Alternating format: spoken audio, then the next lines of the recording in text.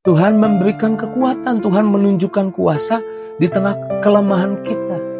Tuhan memakai kita memberi mujizat bukan karena kita hebat, karena kita kuat, tapi karena kita bergantung kepadanya, karena kita sadar bahwa kita memiliki kelemahan.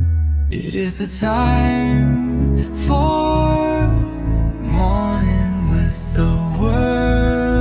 Puji Tuhan, selamat pagi, bergabung lagi di Morning with the Word YouTube channel saya, Mario Marcelo. Pagi hari ini apa kabarnya? Saya percaya luar biasa. Apa kabarnya? Saya percaya ada dalam kebaikan Tuhan.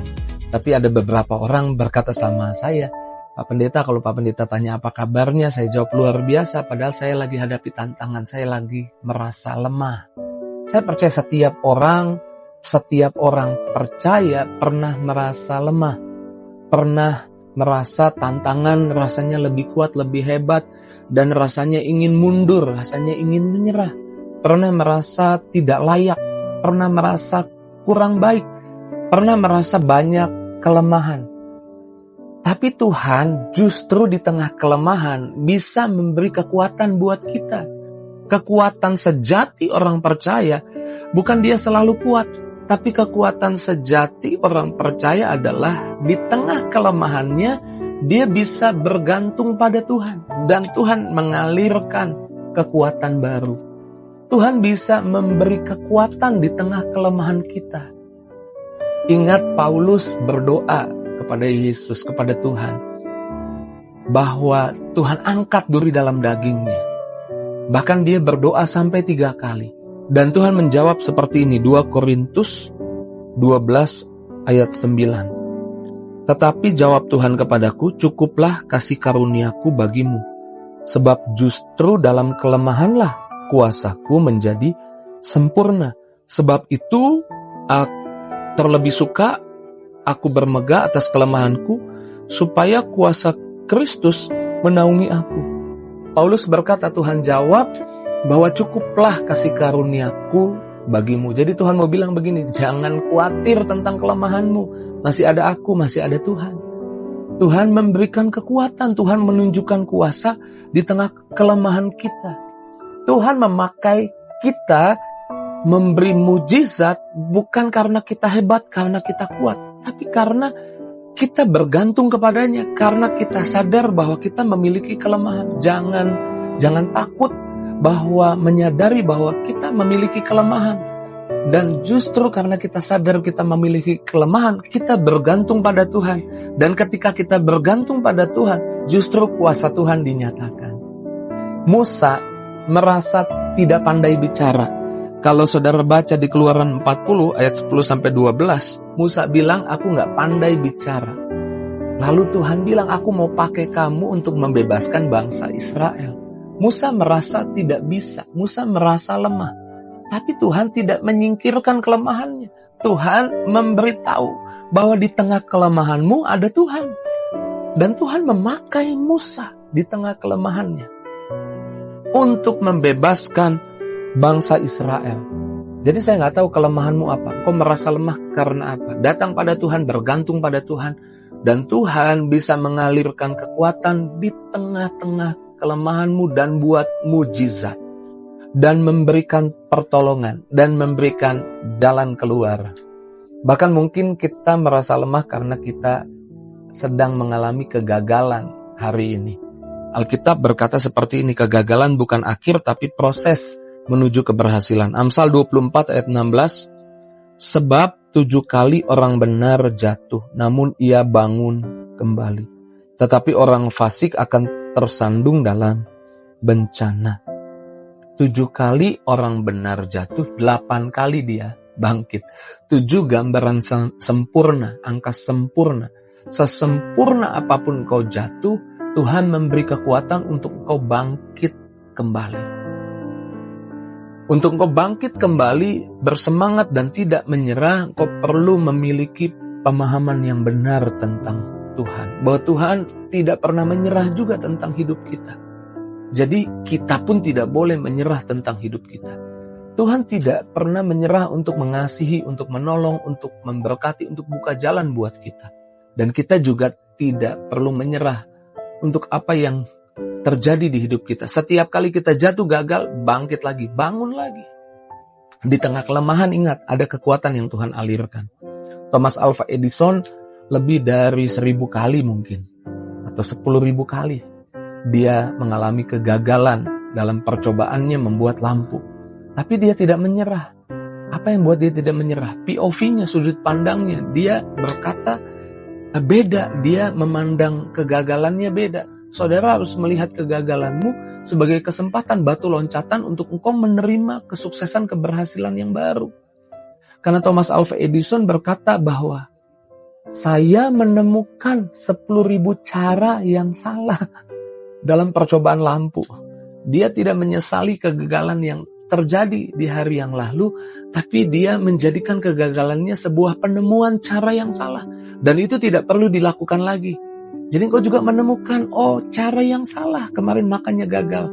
Engkau menemukan itu dan engkau bisa berhasil karena engkau tidak akan mengulangi kegagalan yang sama. Amin.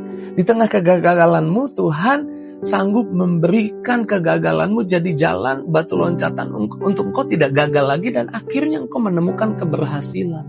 Di tengah kelemahanmu ada kekuatan yang datang dari Tuhan. Bahkan ketika kita gagal, kita punya Tuhan yang memberi pengharapan baru. Waktu kita datang kepadanya, waktu kita ada di hadapannya. Yesaya 40 ayat 31, tetapi orang-orang yang menanti-nantikan Tuhan mendapat kekuatan baru. Mereka seumpama Raja Wali yang naik terbang dengan kekuatan sayapnya. Mereka berlari dan tidak menjadi lesu. Mereka berjalan dan tidak menjadi lelah. Ketika kita merasa lemah, Tuhan bukan hanya menguatkan kita, tetapi Tuhan memulihkan dan memberikan harapan baru. Ada kisah dalam pelayanan Yesus yang luar biasa. Kalau saudara pelajari, ada bukunya. Nanti saudara boleh beli tentang Maria Magdalena. Mengapa dia jatuh seperti itu? Karena dia gagal untuk mengampuni suaminya. Dia sakit hati. Dia marah karena suaminya selingkuh. Dia mendapati suaminya selingkuh dan dia mau balas dendam. Ketika dia mau balas dendam kepada suaminya, justru dia jatuh lebih dalam. Makanya jangan simpan sakit hati. Sakit hati bukan memulihkan hidupmu. Sakit hati membuatmu tambah terpuruk. Maria Magdalena terpuruk. Yang anehnya, di tengah orang terpuruk, orang sedang gagal, justru orang Farisi, ahli Taurat, menangkap dia sedang berzina dan kemudian melemparkannya ke hadapan Yesus. Sekarang dia ada di hadapan Yesus. Dia orang yang gagal mengampuni suaminya sampai terpuruk, jatuh lebih jauh lagi dan ditangkap oleh ahli Taurat orang Farisi. Ada di hadapan Yesus. Saya percaya di hatinya Maria Magdalena, mungkin dia mendengar juga tentang Yesus. Hanya Yesus mungkin yang bisa tolong dia, tapi dia tidak berbuat apa-apa, dia gemetar ketakutan. Karena hukumnya dia harus dirajam, ketahuan, ketangkap berzina. Tapi Yesus berkata kepada banyak orang yang berkumpul mempermalukan Maria Magdalena saat itu. Yesus berkata, siapa yang belum pernah, yang tidak berdosa, silahkan lempar duluan. Alkitab berkata tidak seorang pun melempar batu kepada Maria Magdalena. Mulai dari yang tua meninggalkan, sehingga hanya tinggal berdua, Yesus dan Maria Magdalena. Yesus Tuhan berhak menghukum, berhak menghakimi, berhak menjatuhkan ketuk palu hukuman apa yang harus terjadi buat Maria Magdalena. Tapi Yesus bilang begini, aku pun tidak menghakimi, tidak menghukummu. Pergi dan jangan berbuat dosa lagi. Kasih Tuhan memampukan kita tidak berbuat dosa lagi. Maria Magdalena menemukan harapan baru. Dan kalau saudara ikuti kisahnya, dia hidupnya diubahkan. Dia bertobat dan akhirnya di hari tua, bahkan sampai tua, dia melayani di panti jompo, melayani orang-orang tua. Tuhan di tengah kegagalan, kelemahan kita, datang pada Tuhan, memberi harapan baru. Tuhan memberi masa depan yang lebih indah buat kita yang datang pada Tuhan. Jadi engkau yang merasa lemah hari ini, engkau yang merasa tidak layak hari ini, kabar baik dari Tuhan. Ada Tuhan yang pertama bisa memakai, bisa memberi kekuatan di tengah kelemahan. Yang kedua, Tuhan yang mau engkau bangkit dan tidak menyerah di tengah kegagalan. Yang ketiga, di Di tengah kegagalan, di tengah kelemahanmu, datang pada Tuhan. Tuhan memberi harapan baru. Tuhan punya masa depan yang baru buat kita. Pagi ini saya percaya sukacita dari surga tercurah buat setiap kita. Karena kita punya Tuhan yang begitu baik, begitu dahsyat. Rancangannya luar biasa. Rencananya, kasihnya atas kita dahsyat luar biasa. Puji Tuhan, renungkan firman Tuhan. Renungkan perkataannya. Dan mari saya ajak setiap kita berdoa. Terima kasih Tuhan buat firman-Mu. Urapan baru biar mengalir buat setiap anak-anak-Mu. Buat setiap kami Tuhan. Kami mengerti di tengah kelemahan ada Tuhan, ada kekuatan Tuhan. Di tengah kegagalan ada Tuhan yang mau kami tidak menyerah. Di tengah kegagalan, kelemahan ada Tuhan yang memberi harapan yang baru. Masa depan yang baru. Jamah anak-anak-Mu Tuhan pagi ini. Berkati lawat satu persatu. Perbaiki hidup setiap kami. Jamah setiap kami, lawat setiap kami Tuhan. Berdoa dalam nama Yesus. Apapun yang jadi doa harapan anak-anak-Mu. Dijawab, didengar oleh Tuhan. Yang sakit sembuhkan, yang lemah kuatkan, yang susah hibur. Yang berdoa, kabulkan doanya. Dalam nama Yesus kami bersyukur, kami berdoa. Haleluya. Sama-sama kita katakan, amin. Puji Tuhan, kekuatan Tuhan mengalir di tengah-tengah kelemahan hidup saya. Jika itu responmu atas firman Tuhan pagi ini, tulis di kolom komentar. Tinggalkan jejakmu di kolom komentar biar kita saling kenal.